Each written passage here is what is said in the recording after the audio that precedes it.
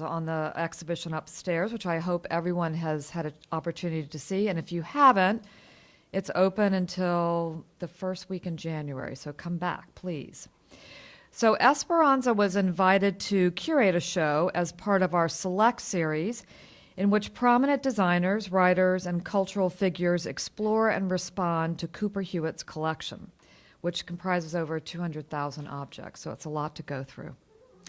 Esperanza Spalding Selects is on view through, as I said, January 7th, 2018, and is made possible by the Marks Family Foundation Endowment Fund, and in-kind support for the site-specific installation is provided by ZGF Architects, and the piano was provided by Steinway.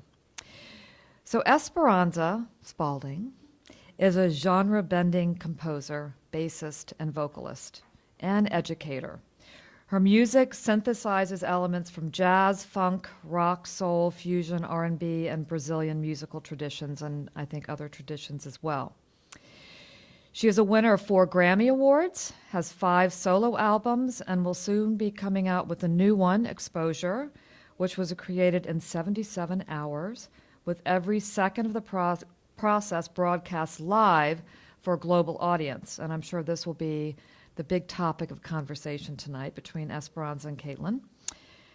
Esperanza is a passionate educator, having taught at Berklee College of Music in Boston and recently joined the faculty of the Department of Music at Harvard University as professor of practice. Her awards include NAACP Image Award for Outstanding Jazz Artist, Boston Music Award for Jazz Artist of the Year, Smithsonian American Ingenuity Award for the Performing Arts, Soul Train Music Award for Best Contemporary Jazz Artist Group, Frida Kahlo Award for Innovation Creativity, and ASCAP Foundation Jazz Vanguard Award. Besides the exhibition, Esperanza also curated the lineup of musicians at our first night of Cocktails of the Cooper Hewitt earlier this summer, and even performed that night, so anyone who attended was in for a big surprise. But I know she's also performed at other places like the White House and the Oscars and the Nobel Prize ceremony, as well as with Prince and Herbie Hancock. But, you know, Cooper Hewitt ranks up right up there with architect Frank Gehry, too. So please join me in welcoming Esperanza and Caitlin.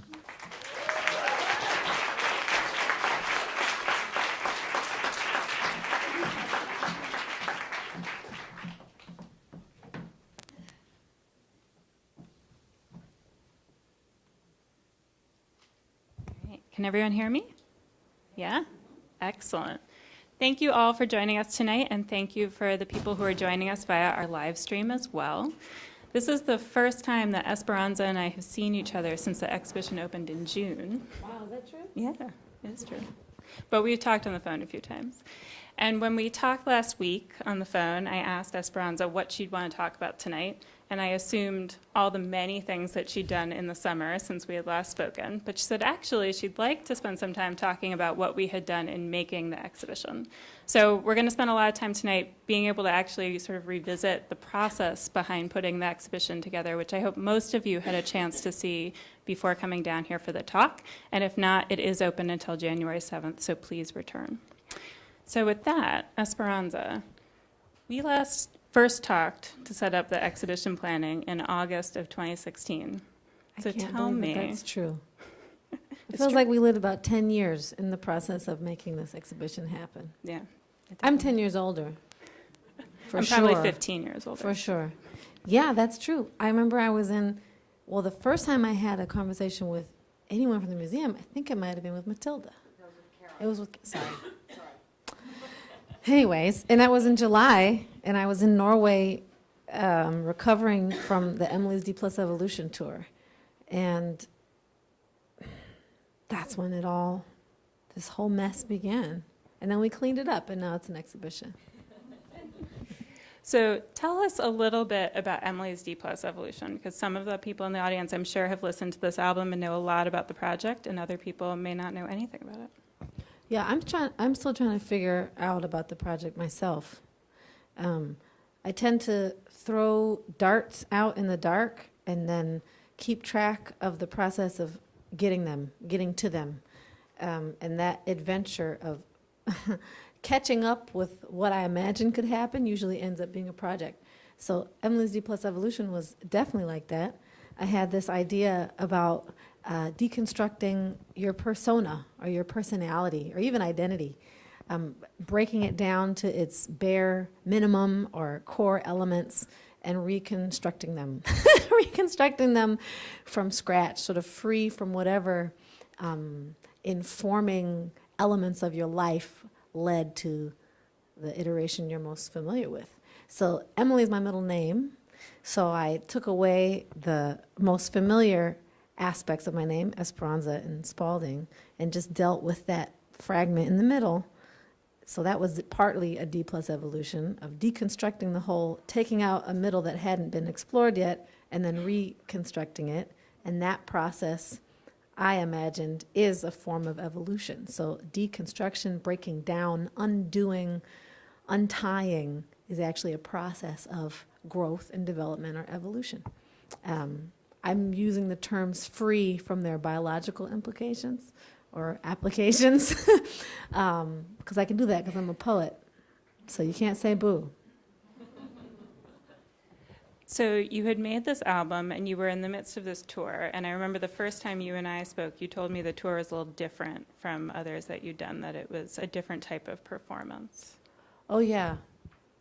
We, I think the word people use is interdisciplinary, but really we just were moving.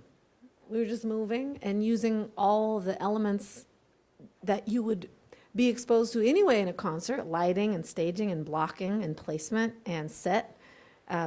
Even if you don't intentionally design those, the audience sees them. So we were just actually being intentional with how each of those elements contributed to the narrative of the album, I guess you could say.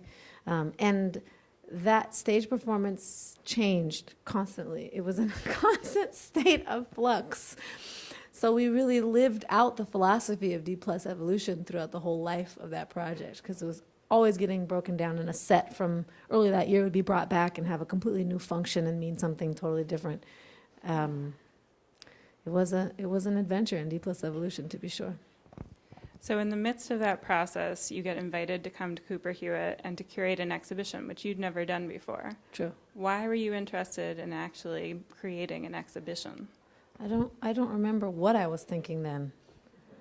And sometimes I go, why did I say yes again? No. Well, I was all about this idea of D plus evolution. Bless you. Ooh. And she even, are you British? She took the tea bag out. That's a real tea connoisseur right there. Well, I really believed in this idea of D plus evolution. And I thought, okay, I've sort of exhausted what I'm going to do. I've exhausted the idea on the stage. I'm tired. I'm tired of doing this project in this way. But I think there's more to explore in the idea of D plus evolution. So I just thought, hell, we're going to have to talk about something. Let's not be that cliche jazz musician who's like jazz and art or jazz and I just wanted to step a little bit away from the words that tend to follow me around. So I said, I asked whoever it was now that I was talking with, would you be okay if we did the D plus evolution theme? And and nobody knew what the hell that meant. Neither did I, because I had never tried to apply it to design. But really, that's why I said yes, just to see what would happen. You're so kind. You're also generous. Okay. Well, we felt really lucky that you said yes. This is a photo I took of Esperanza and the handbook, Making Design, which was designed by Irma Boom when Cooper Hewitt reopened a few years ago. And I've never seen anyone do this before. Esperanza tore tiny little strips of paper as bookmarks for every object that she found interesting in the handbook and showed up. It was like someone did the most miraculous version of homework you could possibly imagine and came into the building. So you had never been to Cooper Hewitt before, correct? So your first impression was through looking at this book, and you came in and you met with all of the curators here, and you started looking through the collection. And I think if I remember correctly, you came 3 times, and you looked at objects, and all of the curators said, what is D plus evolution?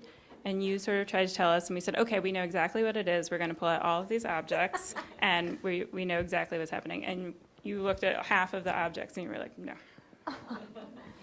Well, we were all discovering what D plus evolution might mean. I would say might mean to the process of design. So yes, we're looking for the narrative of D plus evolution expressed through objects, but really the history of the object, which describes it, the process of it coming into existence, is where the nugget of D plus evolution lives. So even the first time that I came here to speak with, wow, I'm so bad with names.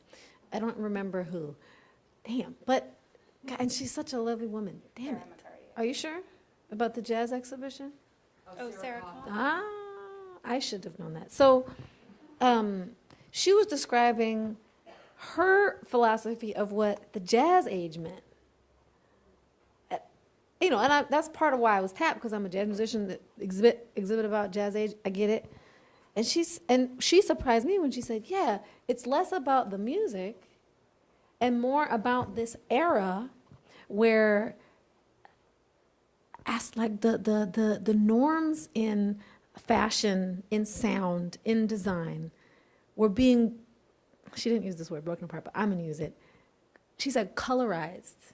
She said not just in the sense of like racial integration, but designers and I suppose concert promoters were allowing more and more for other layers of society to permeate like the upper echelon where the canon of the design at that time was being established. I thought, that is, in a way, you're talking about what I'm talking about in D plus evolution. This static version of something breaking apart, and as it breaks apart, it makes room for the influence of another medium. So once we kind of got that breakdown, we both started taking notes of what kind of objects we might want to look for that may have a common origin story. Not common, but have those themes as part of their origin story. So the second time around, it felt like we were all closer to the mark, and I sent better notes about what folks might want to look for. It was something.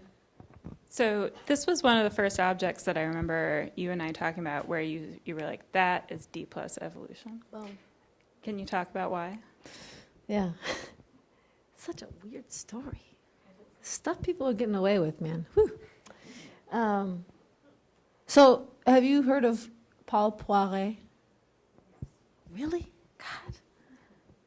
I hadn't. So this is a design that came out of the school, right? What was the school called? The Atelier Martin. Atelier Martin. School, which he founded, and you help me with the history here, because as I understood it, this would have been like Juilliard to music, this school was to design, right? Yeah, it was meant to train young professionals in various arts, designing arts, drawing. Beautiful. So these were young students. Cool. So this particular design, which I think went on to be sold commercially, okay, came out of that school. But it wasn't drawn, it wasn't actually composed by a student of the school or by Paul Poiret. Paul Poiret decided that he would get peasant girls to draw freehand sketches of things that they had seen in the park or wherever. And he would use those as I don't even want to say inspiration, but he used those to create this design that then went on to be commercially viable as a product out of this school. So to me, that was a beautiful example of one infrastructure completely breaking with tradition and making room for a creator that comes from a completely, you could almost say, the opposite spectrum in terms of individuals creating design at that time. And it led to an advance in the design coming out of that school. That's so bizarre to me. And beautiful. D plus evolution. You could look at it like a less, quote unquote, evolved creator contributing to the evolution of a medium.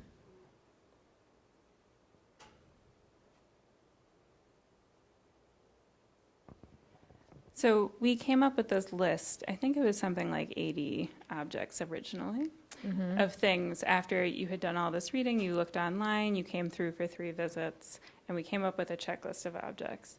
And we said, okay, we're going to have to figure out a way. First of all, we have to cut some objects. We can't fit 80 things in that room. But also, how are we going to convey to everyone that comes into this space how D plus evolution is at work in all of these objects, right? Yeah.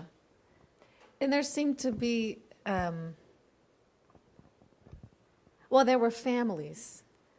It seemed like there were distinct ways that D plus evolution contributed to the creation of these objects. Because I guess it's not infinitely applicable. I mean, there aren't infinite variations of how it could manifest. But it seemed like these patterns starting to emerge, like, oh, this kind of, the way this emerged reminded me of how that emerged.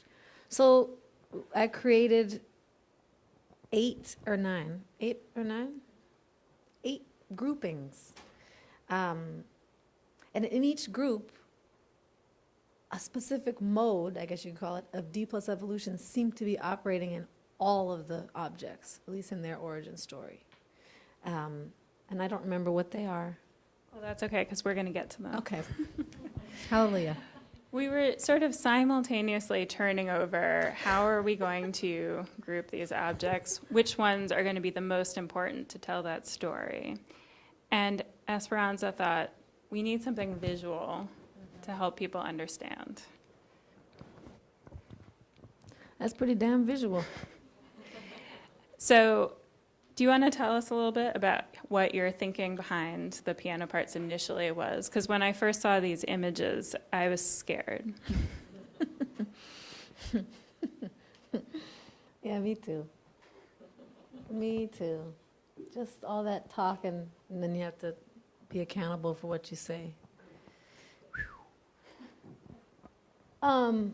Well, we were driving back from the warehouse in Newark, and I suddenly had this fear that nobody was going to know what the hell we were talking about because it was so sort of esoteric, and there'd be no way to tell the whole story of each object, and which part of the story to me was really the nugget of D plus evolution, like the proof that D plus evolution was operating in the design of this object. So I think I mentioned it to you. You're somewhere in the story, Matilda. Come on. Okay. I think we were in the van. I was in the van. You were in the van, and I think it was there. I said, we need something that can physically do the mode of D plus evolution, can show that mode like in an instant. If you see it, you go, oh, aha, I see. It's this that turned into that through being deconstructed and reconstructed with similar parts or new elements added. And I thought, well, you know, I'm a musician and people are going to expect this exhibition to be about something musical. What if we took a piano and devolved it and then evolved it, like to live in the ecosystem of each group? So as soon as you walk in, you see the piano, and then you could see how the guts of it, how the deconstructed piano reformed into a new object that hopefully embodied the idea of each group. And I know you're looking at me cross-eyed, and I barely knew what I was talking about, but it turns out that was a good idea. So I reached out to a buddy of mine in Portland, and the work that she does is she takes pianos that are destined for the dump, and she saves them, and she has artists decorate them the surface of them, and then she puts them in public spaces for anybody to play. I said, do you know anybody who might know how to devolve a piano? And then, like, create a new version of it? And because we're psychically connected, because we played an orchestra together when we were kids, she said, yes, I understand what you're saying. And she hooked me up with ZGF architects. And I handed them the group descriptions, a general breakdown of what I saw operating in common for all the stories of these objects. And it's like, how could we express that through a deconstructed/reconstructed piano? So that's what you're looking at. You're looking at a well-formed, highly evolved structure there. And then, well, what you see on your right. The pianos are going to come back, I promise. Okay. Simultaneously. Oh, yeah. That was your fault, though. I feel like it was somebody else who said, what about music? Oh, it was my fault. Okay. It seemed a natural thing that there should be some kind of music in your exhibition, but I didn't know how it should come into play, and you didn't know how it should come into play. And it actually took a while to figure out what the right thing would be. We came up with these big grandiose plans, we came up with these really small plans, and at one point you just said, I think I figured it out, and then a couple weeks later you sent me some files. And you had asked me to do one thing, which could you get scans of the sheet music that you were using the covers for in the exhibition? So tell me why you chose, because we were looking at 8 different pieces of sheet music, 6 wound up in the show, and we'll come and circle back around it. But you chose Love Songs of the Nile as the piece that you wanted to feature in the show. Why? I don't remember. But it seemed I had a really good reason. But I honestly don't remember why. It was grounded in something that's since left my brain. But that's okay, because what we did to it is what matters. Right. And we'll come back. We talked about the grouping. So all of these things were happening simultaneously. When you put together an exhibition, you're trying to figure out what the objects are going to be. You're trying to think about how they're going to come together, how the story is going to come together. And meanwhile, we were all trying to figure out what D plus evolution means, both in every object and in the exhibition at large, right? So we were sitting here last November at the cafe, and we were trying to come up with the names for the different ways in which D plus evolution operate within these objects. And Pam Horn, who's our head of cross-platform publishing and who can't be here tonight, decided to scrawl it on a napkin, which I don't think we have the napkin anymore, but I did take a photo of it with my iPhone. Yeah. And I've typed out the actual theme names that we wound up with, which was pretty close. Yeah, after pretty just damn sitting close, there. Yeah. So we'll come back, because I want to look at images of the different groupings together. But just so you sort of understand that all of these things were coming together simultaneously, and the creative process was really integrated, I think. So these are Robert Petty, who was the architect you worked with at ZGF, sketches. And you met him in person once or twice. Yep. We had a lot of Skype meetings. Yeah. And we brainstormed a lot about how all the group names that you just saw could express through these D plus evolved piano parts. So in response to that list, a couple of the groups in that list were close enough that they could live actually as one group. So in response to that list and the ideas that hopefully the title embodied, this was the first draft of what we might do in the space around the objects, in response to the objects. And it makes no sense probably looking at it like this, huh? I actually think it's amazing we came pretty close to what they actually wound up being. This was after a lot of, yeah, a lot of leave that blank, please. Well, what's amazing about the drawings is that Robert did the drawings, and we all settled on how they would look, right, in black and white and sketches. And then he had to go figure out how he was going to make them. Right. Using real. So you mentioned the piano was donated by Steinway. That's the whole pretty, like, buttoned up, done piano that you see when you first go into the exhibition. All these other piano elements were ripped and gutted no, the pianos were gutted. These parts were ripped out of pianos that were destined for the dump. So we really have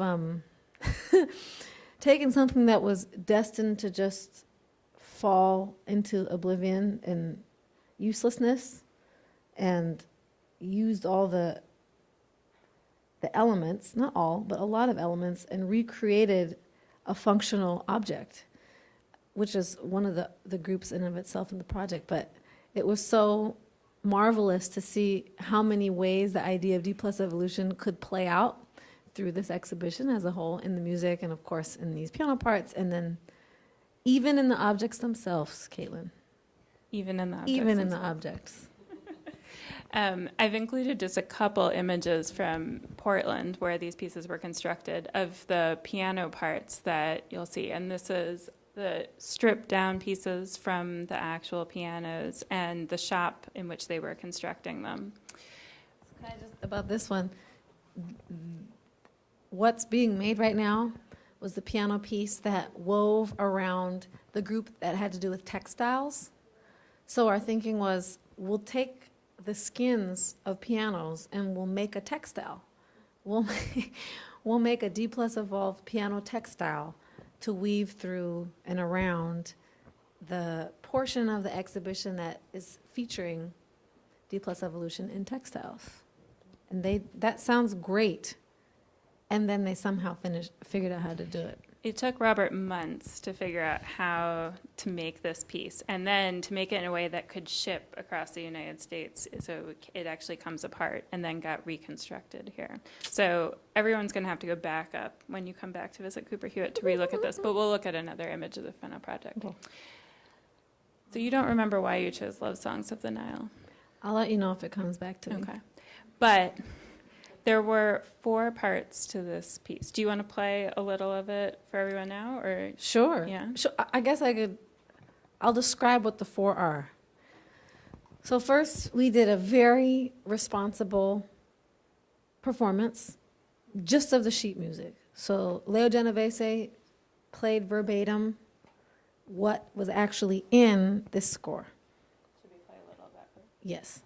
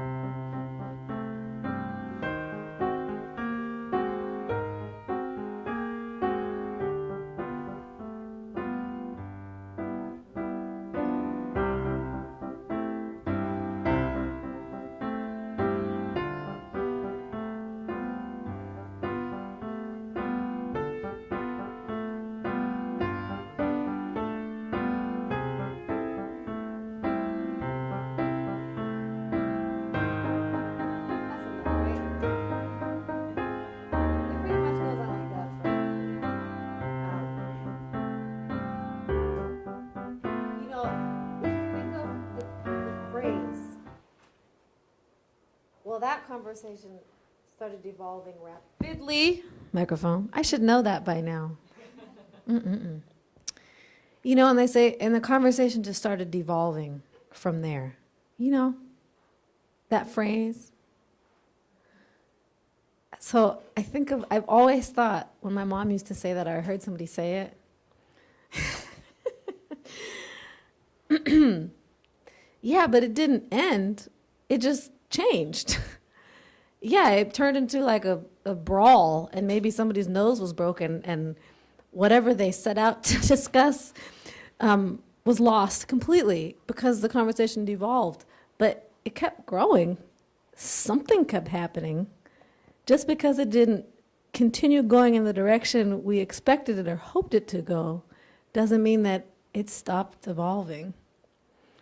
And that example of D plus evolution, I always refer to, because to me it's something that we're very familiar with and really encapsulates this idea that we're used to a value distinction on something that's more evolved than whatever it came from.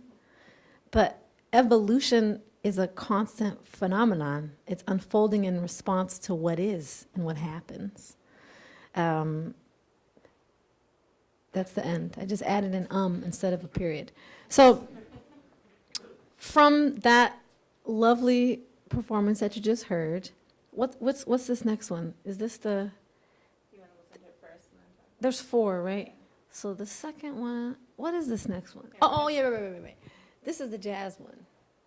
So okay. So then we said, okay. So if this is the conversation, if that first one was the conversation, we're gonna add in a person who has no idea what we're talking about. And we're just going to see what that does to the equation. So we devolved it a step, I guess you could say. From my perspective, we evolved it by jazzifying it. So we're using the original song form, but that's pretty much it. We've taken out most of the notes that were actually in the score itself, and now we're just interpreting what was said.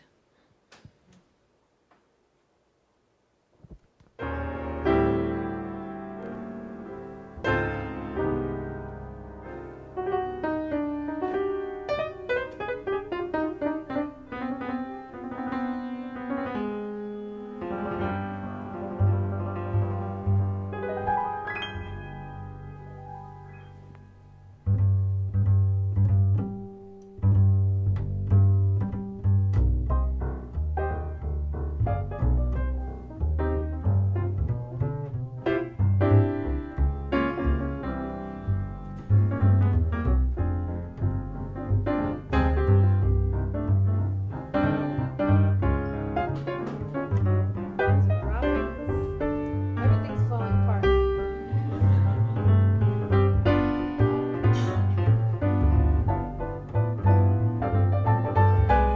You get the idea, right?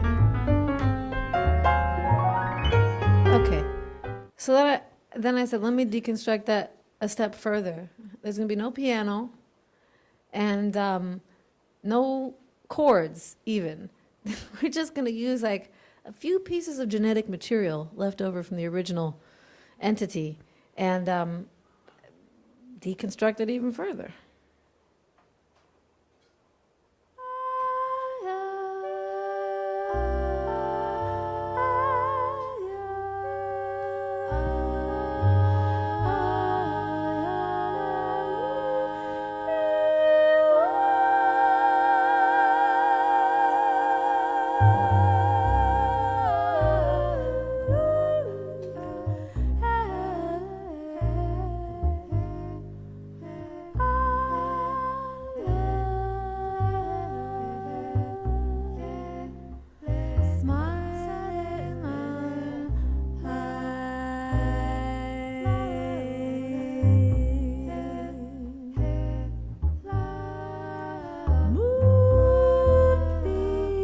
You get the idea.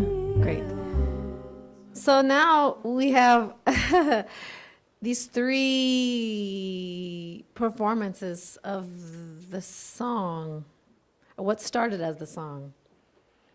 And I thought, yeah, but it's still, they're still pretty together. They're still pretty formed. We could take it a step even further and deconstruct all 3 of them, let the structure completely lose its form and function.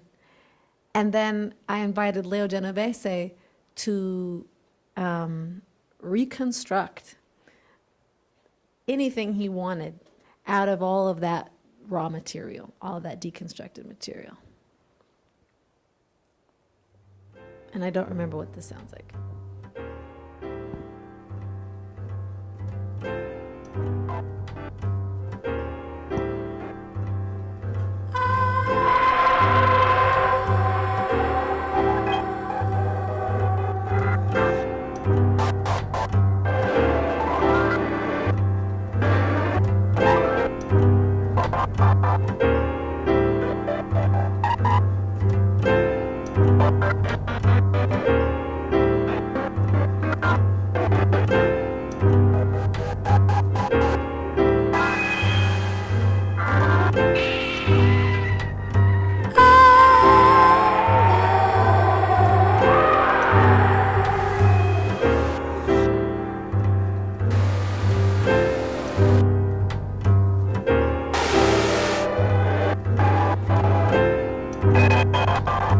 All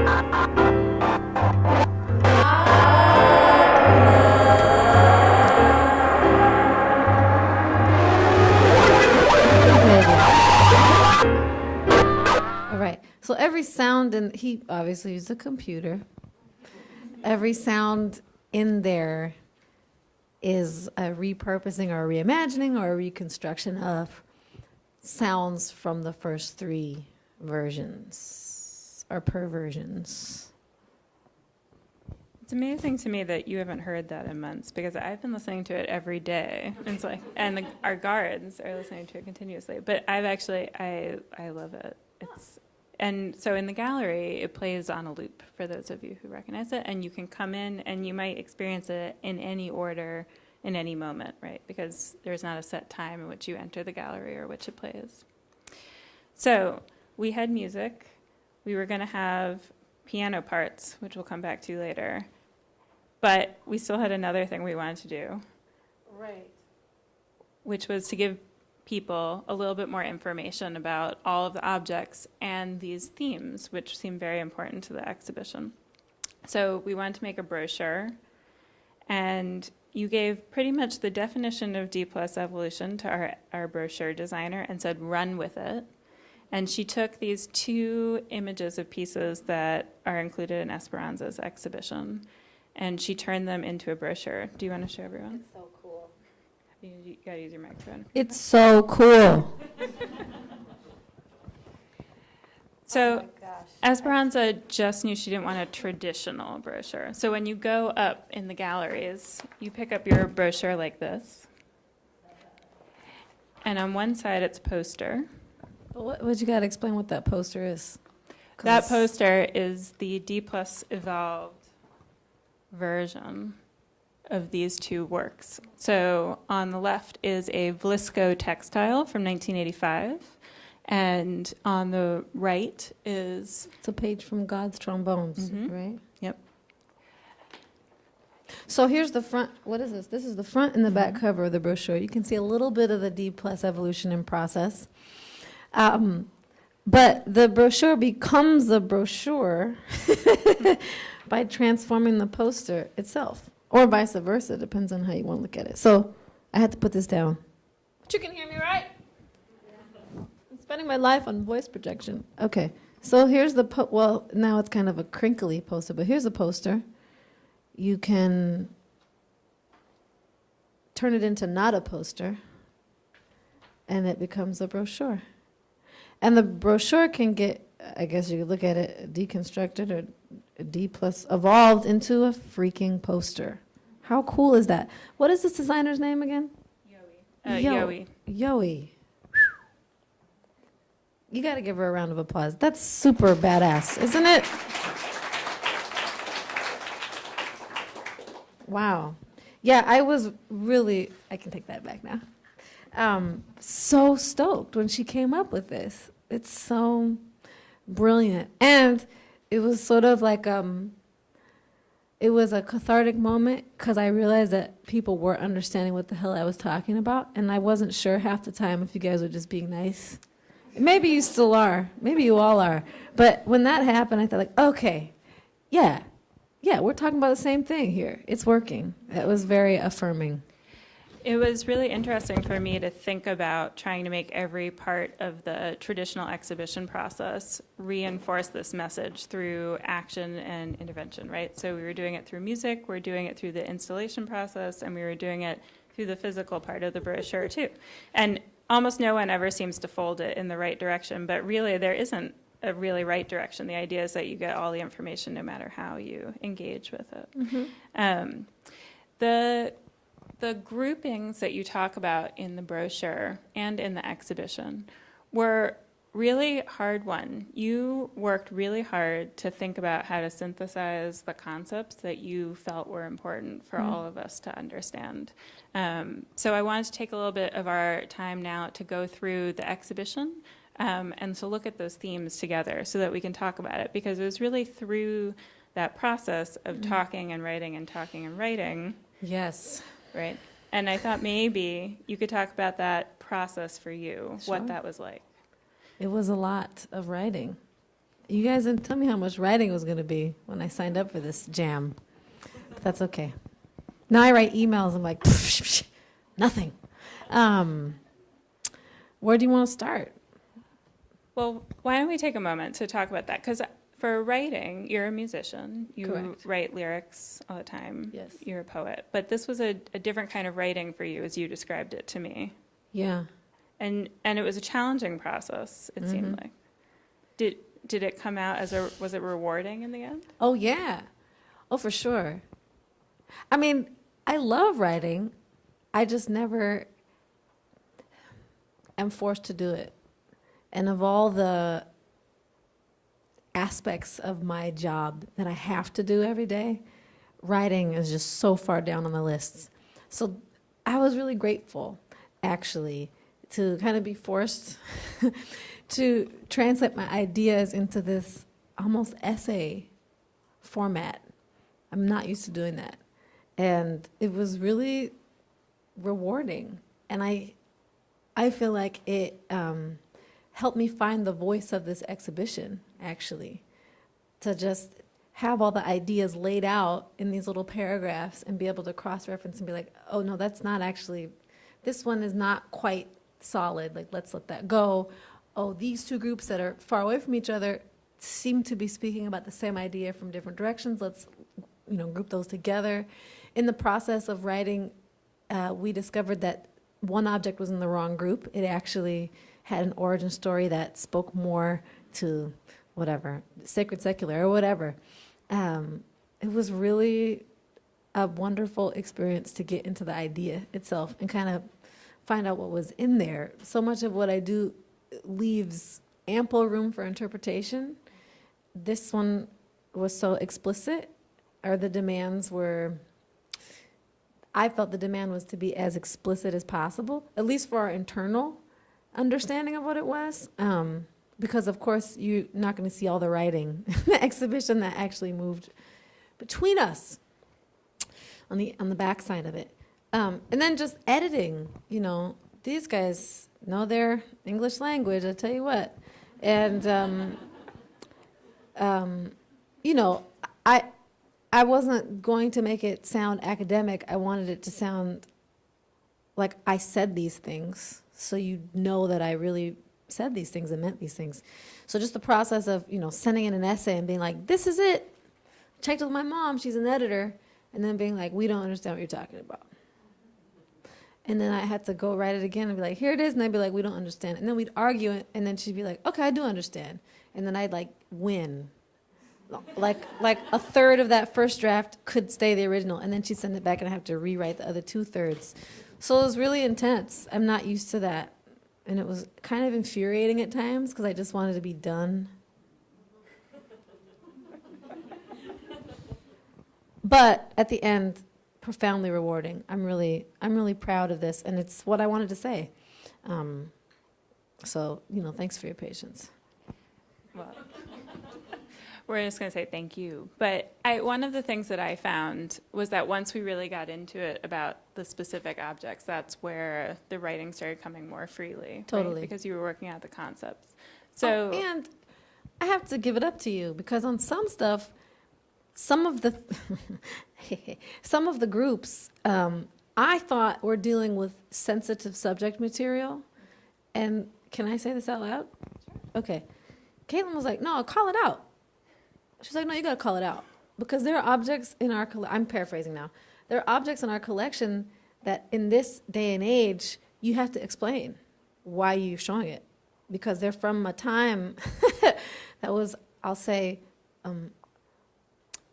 slightly more culturally insensitive to the portrayals of human beings from different tiers of our socioeconomic hierarchy. So some things I was kind of skirting around the point that I wanted to make by placing an object next to another object, and Caitlin encouraged me to just dig right into the middle of it and speak to what it is I was actually trying to say, so that, we wouldn't get any hate mail. well, so you could make your point. So I can make my point. Which was a really important point. So this is the first grouping in your exhibition, Evolving Perspectives. And as I said, we were originally dealing with a huge quantity of sheet music. We got it down to 8, and then we cut it down to 6. But this was the first grouping that you really thought about how the piano parts would relate to it, right? And what you wanted to say. So, Yeah. and I think it's a really important one. Do you want to talk Sure. about it for a minute? Well, we know that all music is an expression of many cultures communicating with each other through the music, no matter where you are on the earth. Music absorbs everything it comes in contact with. So, specifically in art forms like jazz, you can see that lovemaking happen inside the music. So, what I first noticed about sugar blues was, here's the word blues, which we know is an art form that grew out of the black diaspora in the United States, in the South. It's called sugar blues. I presume that this figure here playing the trumpet is intended to represent a European American person, right? That's probably safe to presume. We did some presuming here, full disclosure, but I think that's safe to presume. So I'm looking at this, I said, okay. That makes me think, if the publisher chose a design that features a European American man, that makes me think the demographic they were targeting to buy this were European American players, musicians, people who wanted this music in their home to play. And I thought, isn't that something that a European American person in the, what is this, from the 30s? That one might be from the early 40s. From the early 40s. We're doing a lot of presuming, but I'm presuming that a music consumer would take this piece of music home, put it on their piano, and play sugar blues. And unbeknownst to them, in their home now is the music that grows out of the black diaspora, African American experience.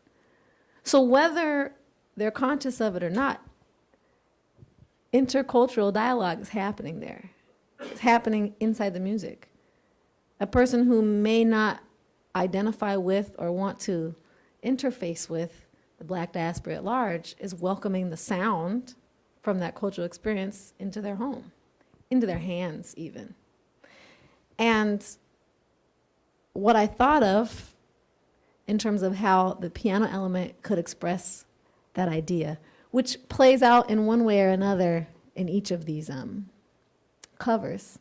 Well, there's a lot that's playing on the covers, but specifically to that point that we're discussing in Sugar Blues, I thought, right, it's like how when you look at the keys, some of them have a white cover and some of them have a black cover.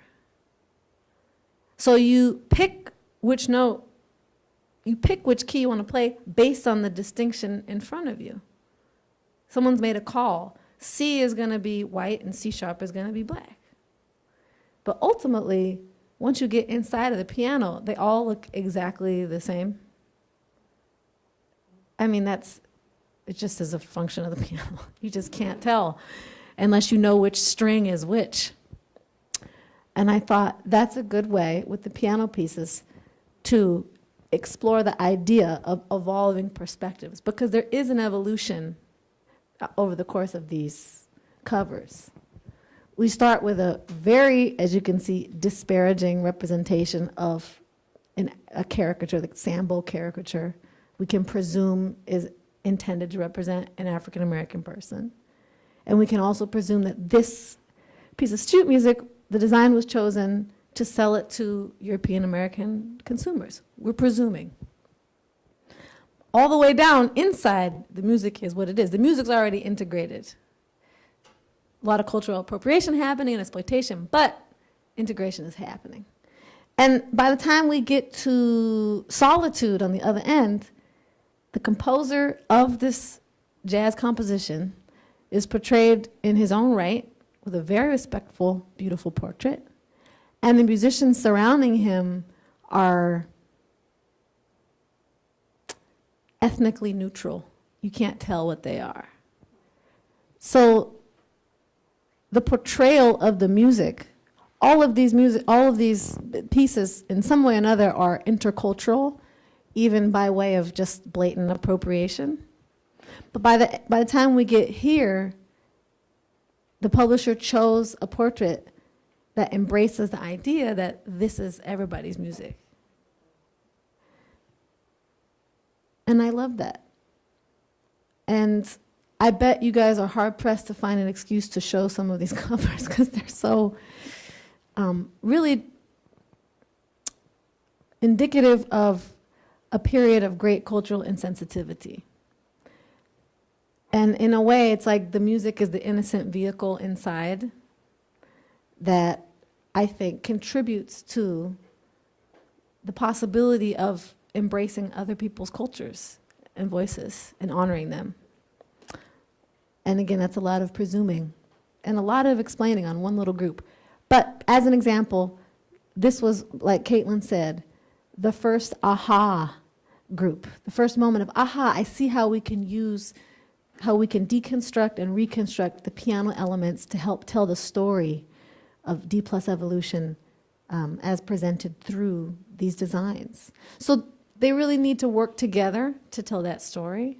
And they're not in chronological order. It's just showing how, at least through the design of sheet music, we can see an evolution happening culturally in terms of how we perceive the composers or creators or practitioners of all the music being sold.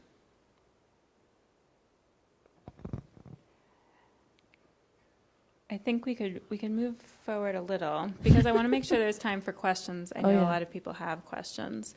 What I thought we could do is we can move through the themes in the exhibition. Okay. Talk about them for a couple of minutes. Mm-hmm. I have one other question, and then we'll open it up. Okay. Does that sound good? So we'll click through faster. Yeah. I get your message. But that one needed more explaining. You're like, why do you have a sample up on the wall, Cooper Hewitt? That was my choice, and that's why. Okay. Revealing covers. Woo! Okay, elevator pitch. What's the piano parts? Because I don't think that's so obvious. It's not so obvious. We're still working on getting title cards for the piano elements. A whole other story. Anyway, what you see that's bluish and purplish and black and reddish on the wall there are actually rubbings taken from the covers of pianos. The covers have nothing to do with the sound or function of a piano. They're purely decorative. But you can learn a lot, probably, about where that piano lived, who made the piano, who may have bought the piano by the cover. And these covers, there's only 5 in this group because we had to pare down. We were running out of space. But to me, the covers reveal a lot about where the designer or the publisher asking for the design was at when they chose these particular covers. So they're covers of a record, of a book, and of some magazines. And I thought they revealed a moment where D+ evolution was happening culturally. In the 3 different times that they represent, respectively. Oh, Lord. Okay. This is 2 groupings. These are 2. Oh, God. It was a lot. A lot has happened since we did this. I'm trying to remember what the hell. We could also we can move through it a little because you Okay. can read about it. Oh in the yeah, brochure. read. But you can see the final product of that beautiful textile ribbon, Yeah. as Esperanza and Robert called it, where they have glued these pieces from different covers of different pianos. And some of the pianos were very expensive pianos, and as you get close, you can really see the writing, the intricate carving, and others were much less expensively produced pianos, and the melding of those mediums is really interesting. And actually, those are 2 groups that I think we speak to very well in the brochure.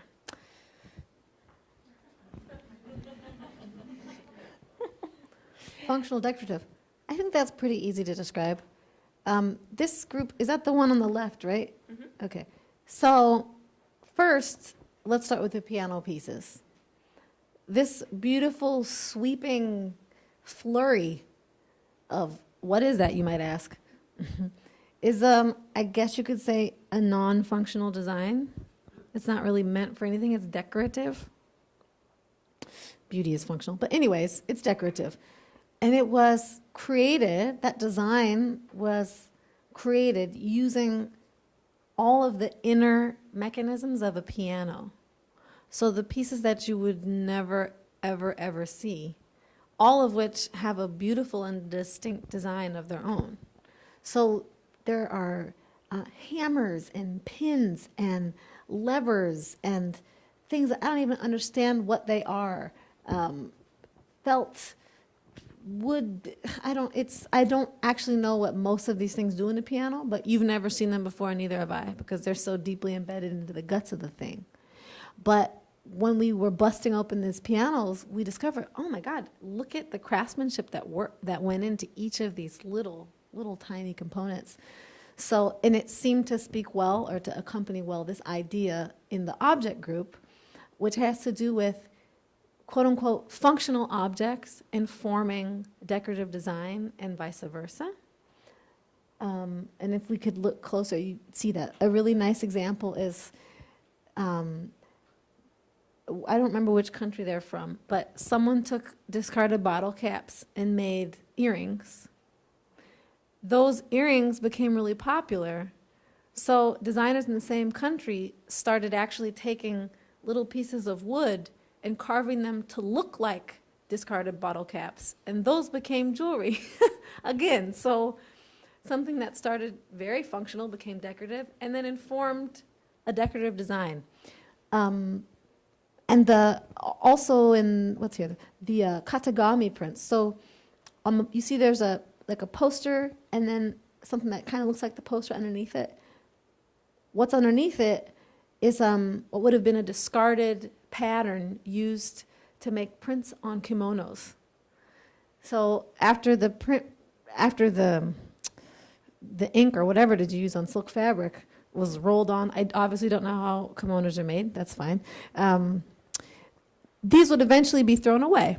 What's on the bottom there? And when you get close to it, you said it's mulberry paper? Mulberry paper. Mulberry paper. And it's been smoked with persimmon juice.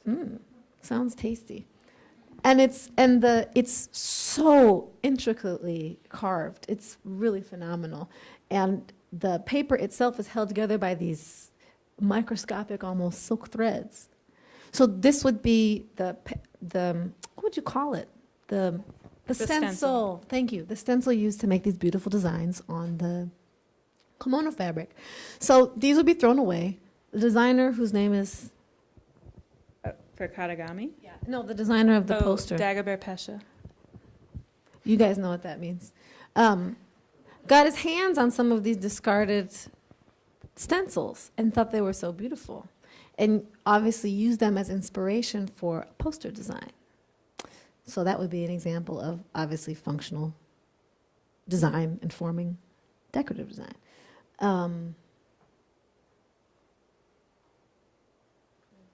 Yeah. Oh, wow. Those little sperms flying all over the place. Maybe, actually, since you can all read about it in the brochure, Okay, why don't you describe just the piano part that connected these two groups? great. Well, this is beyond functionality. And I'm going to tell you the honest to God truth. We didn't really have enough time to play it out how I dreamed the piano element, but it's still working. So the example you can see here, because we can't see I can't remember his name again. The designer that was inspired by Wagner. Oh, John de Cesare. This is all right. Okay, so we can look at this Campana Brothers chair. These two objects in beyond functionality, well, it's pretty self-explanatory. They're designs inspired by functional objects that no longer serve the function of the object that inspired them. So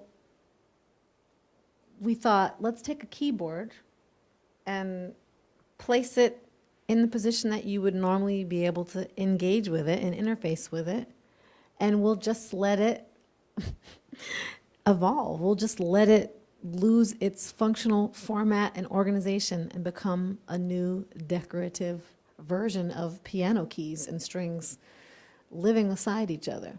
And that's what you see here. It's not functional at all in any way.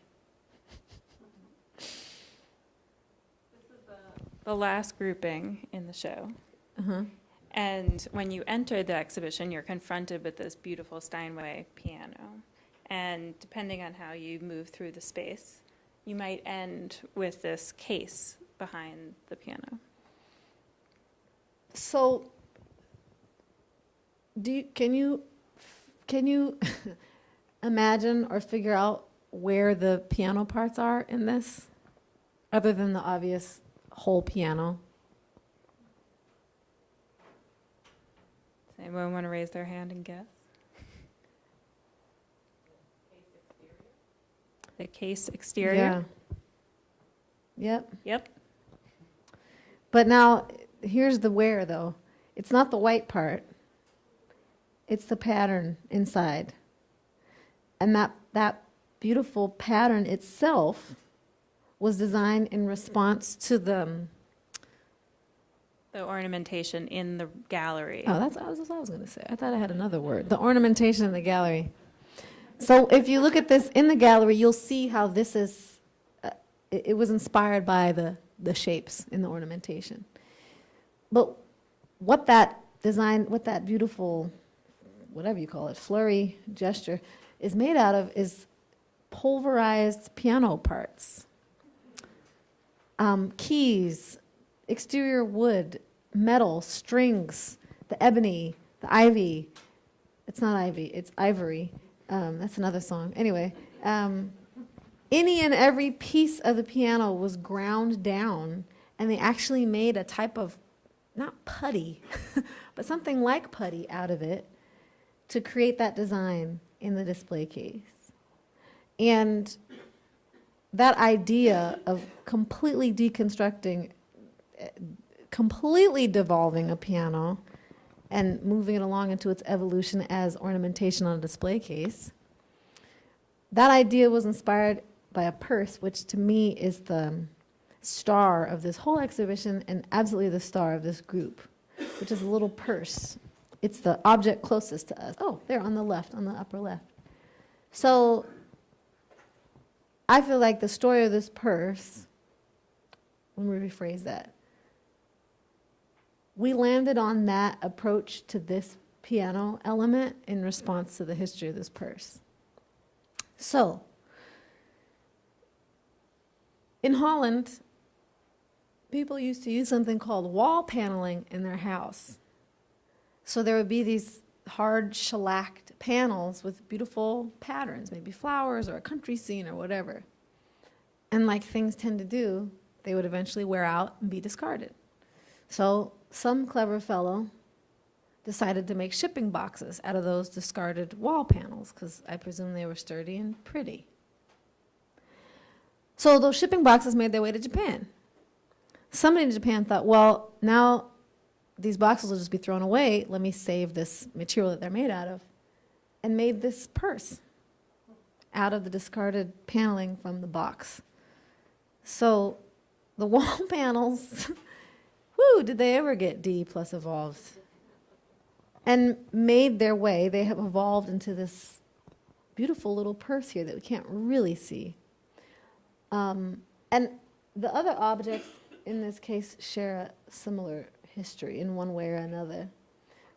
But that's the story of this group, D plus, devolved to evolve. And that's what we tried to express with the piano becoming this wholly new, really material, even.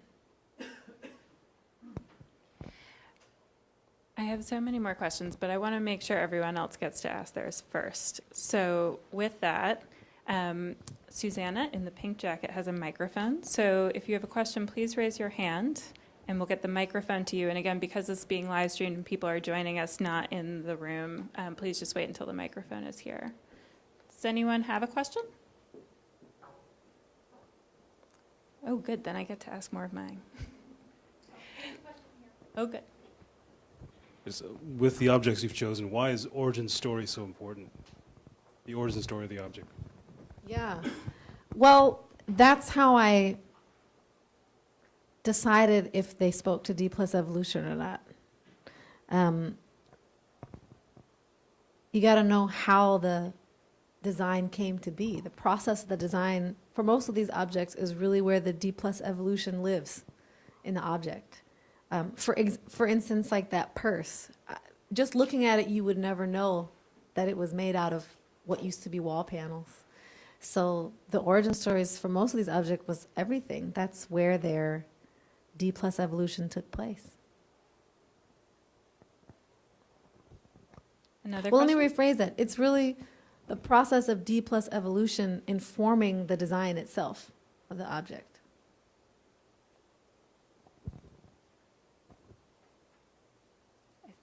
Is there someone over there?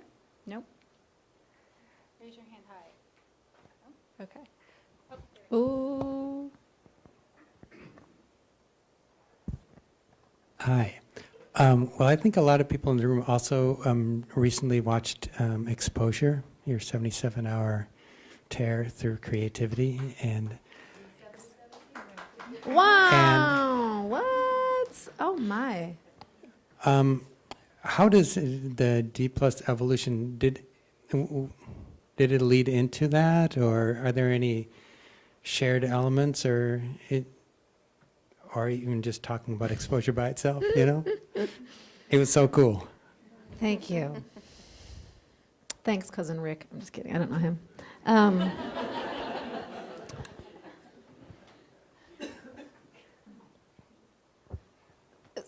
For those of you who don't know, you can't buy this record. Sorry. If you don't already have one, it's too late.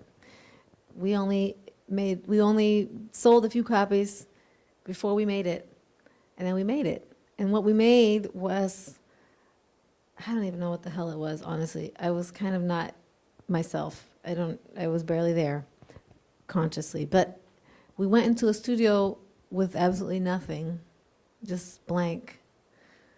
And in terms of nothing prepared to make an album, because the idea was exposed to an audience, exposed to the necessity of making a record in a limited time frame.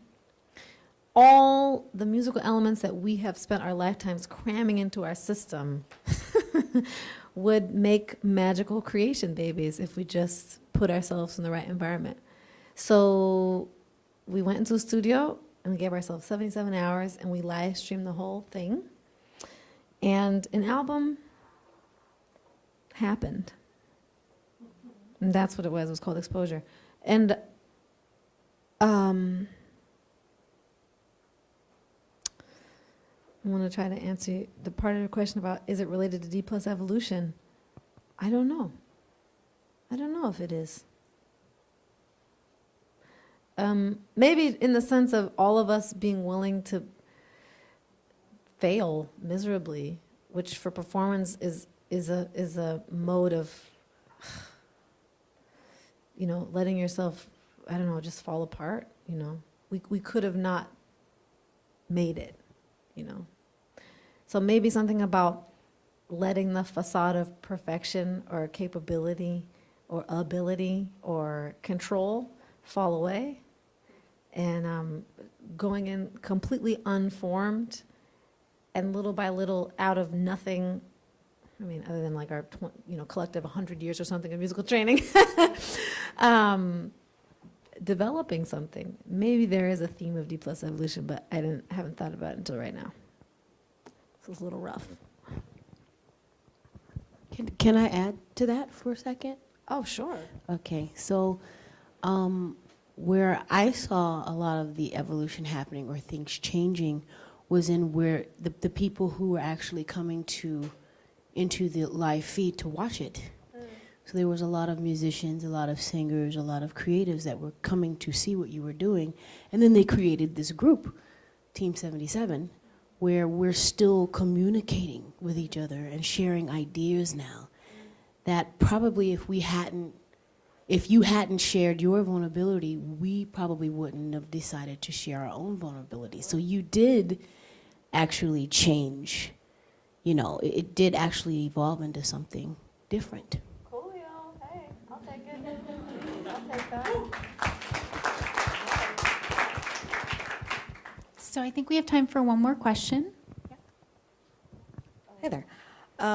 So I guess my question is more about, I wanted to ask, how do you think philosophy kind of makes its way into your work? Because I've noticed, through a lot of your work, through, this exhibition here, through exposure, through, D+ evolution and all the different styles, chamber music, radio music society, I feel like what's been cool about it on so many levels is watching all these different influences and all these different ideas kind of just be there's such a cool level of experimentation to so much of your work, and part of it kind of makes me wonder if there's any underlying philosophy or school of thought that kind of drives that.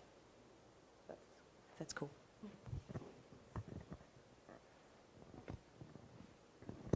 Thanks, Caitlin.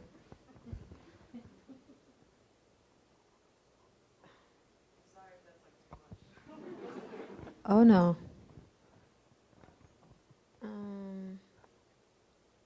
I just want to tell you the truth, so I'm looking for it.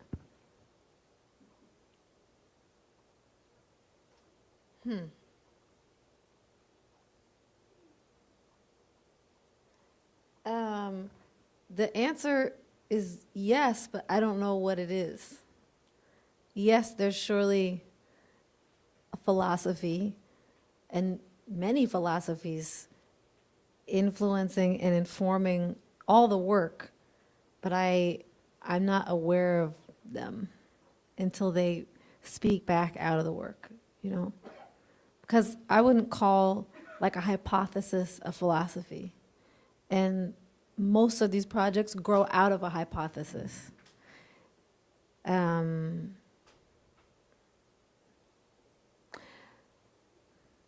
So then when the fruits of that experiment seem viable or relevant or sound or applicable in other contexts, then maybe a philosophy emerges out of a project, out of the results of our experiment in response to a hypothesis.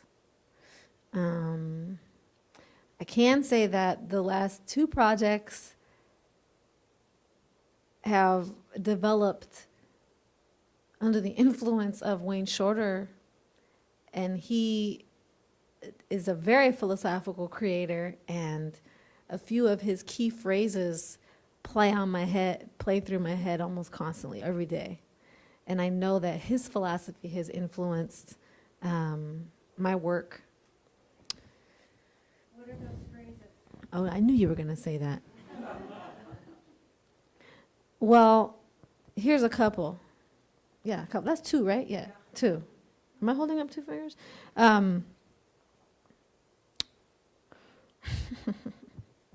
Okay, I have to say one thing first, though. The D+ evolution is all fine and dandy, and this was really fun to explore it through these objects and design.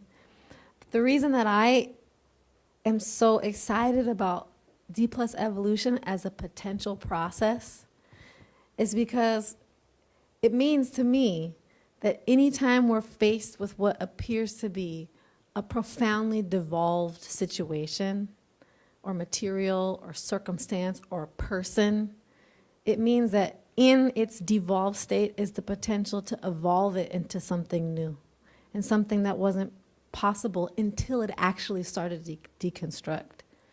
So that philosophy, I wish and I hope, has many applications in art, of course, in communication, in self-renewal, in family, in job, community, any way you can imagine it. And this is one application. And I hope, like I said, the reason it's exciting to me and that I even bothered to keep talking about it for a year after the damn project was over and I was almost tired and just done was because it hit me that, oh, right, this is why I'm passionate about this idea. And I want to keep finding more applications for it, but I just wanted to make sure that I shared that element of the idea with you that's not immediately evident from the title alone. So, phrases from Wayne. One of my favorite Wayne phrases is, he always says, well, he doesn't always say it, but he said it a couple times. What we practice, he's talking about as musicians or just humanists, or he's a Buddhist, Nichiren Buddhist. I practice Nichiren Buddhism too. He says what we practice is creating value in every moment, no matter what's happening. There's always a way that you can create value out of whatever the hell is going on. And he said, and he's quiet for a minute as usual. He says, because if you're not actively practicing creating value, if you're not practicing creating value, what's practicing you?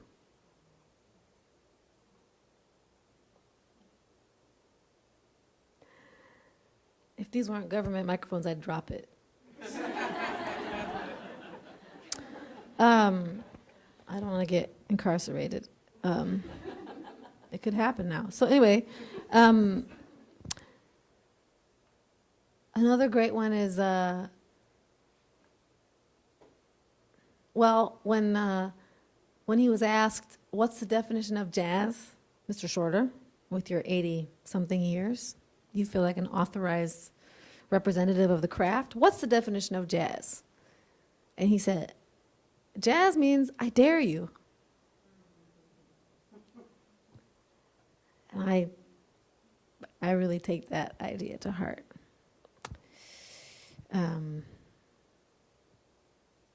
Yeah, there are plenty of marvelous YouTube videos of Wayne speaking, and it's just like a quote. It's just like a quotable reader. It's like he's reciting all of his best quotes every time he speaks. He's such a marvelous mind and creator and man. And like I said, his philosophy and his music has definitely been behind the origin of some of these projects. All right, well, I hate to have to end it here, but our time is up. I'm sure Esperanza would happy to answer a couple of questions. We'll be here for just a few minutes before we all have to be out of the building. And I'm sure we'll get scooted out almost immediately. But I do want to say I also watched Exposure intently, as often as I could for 77 hours. And I have talked to Esperanza in I don't know how many countries, in between connections at airports, standing outside of coffee shops. She is incredibly productive wherever she goes. And when we talked last week about what we would talk about today, it was the first time you've ever sounded tired. Wow. All of that time. But it was... I'm working on my acting. That's what it is. It's really exciting for you to come back and to revisit the whole process for this exhibition, because I think it was an exciting opportunity for both of us, for the museum in particular, for Cooper Hewitt, and I think it's going to have many lives beyond it. So. And I'd just like to say here in front of everyone, y'all are cool. You don't need me to authorize that, but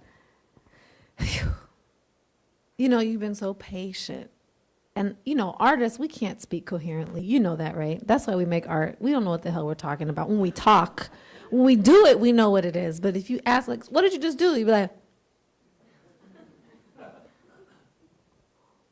So, I just want to say thank you for your patience with me, the patience of helping me translate what I was talking about, and trusting that there was something in there. Because I know the first few emails probably just looked like I was high. And I don't do drugs at all.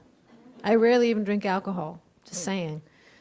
So I really appreciate y'all having that patience and just really digging in until you got to the nugget of what I was trying to say and going aha, we're with you now. It was really, really, really fun. As tired as I was and as many times as I wanted to just be like, I'm done, guys. Figure it out from here on your own. Just a lot of writing. It's a lot of writing. Really, it was awesome. Everybody. Most of the people we worked with aren't here, but I worked most closely with Caitlin. Let's just give her a round of applause, please.